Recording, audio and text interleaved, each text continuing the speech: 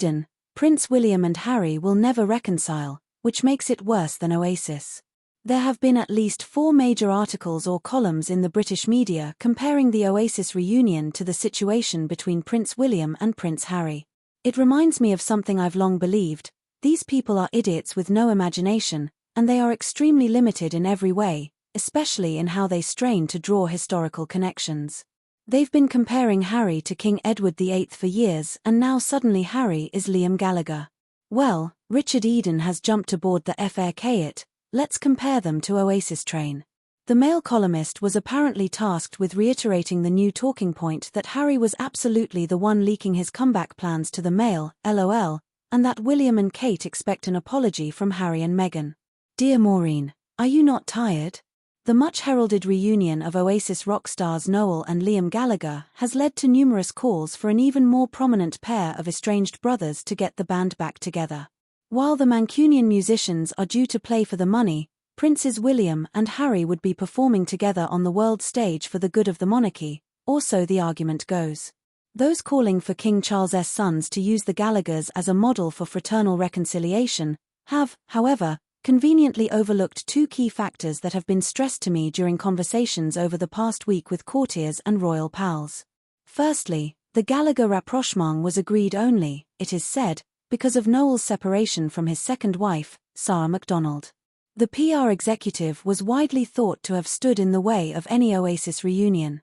She and irascible Liam had clashed repeatedly over the years, with Liam even comparing her and his brother, at one point, to being like Fred and Rose West. Harry, by contrast, remains happily married to Meghan. Although the American former actress has not compared William and the Princess of Wales to serial killers, she has publicly claimed Catherine made her cry and accused unnamed royals of being racists. The accused were later identified by Meghan's cheerleader Omid Scobie as Catherine and the King. The second overlooked factor is that Noel publicly traded insults with his brother for years, calling him, for example, the angriest man you'll ever meet. Noel added of the singer, "He's like a man with a fork in a world of soup." By contrast, William, like his wife, has refused to be drawn into a slanging match with his brother that would be unbecoming of a future king. We have only caught glimpses of his anger at the insults to which he has been subjected from across the Atlantic. Harry's attendance at the memorial service in Norfolk for his uncle Lord Robert Fellows last week, who died in July aged 82, was the first time that he has been at the same event as his brother since 2022. Although fellow mourners said the brothers did not speak to each other at St. Mary's Church in Snettisham, their attendance has provoked much speculation about a reconciliation between the pair. However, not one of the friends or courtiers I spoke to this week thought that would happen, at least not in the near future. There will be no reunion until Harry and Meghan apologize to their royal highnesses for everything they have said, one former courtier told me. And there is no sign that is likely.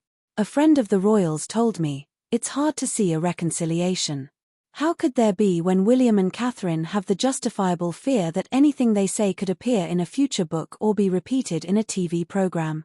In a reference to Catherine, who has been undergoing treatment for an unnamed form of cancer, a pal of William told me, there is one member of the family who William is keen to see returning to public engagements, and it's not Harry. How could there be when William and Catherine have the justifiable fear that anything they say could appear in a future book or be repeated in a TV program? And how could Harry try to reach out to his brother without an angry egg screaming down the phone at multiple royal reporters about how he's still furious at Harry?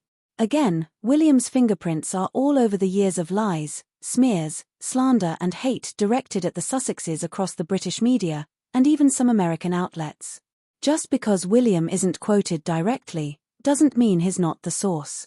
Harry made a quick dash to see Charles back in February and William briefed his hate far and wide even though Harry made zero move to see or speak to him. Anyway, long story short, this is all just KP British media closed-loop communications.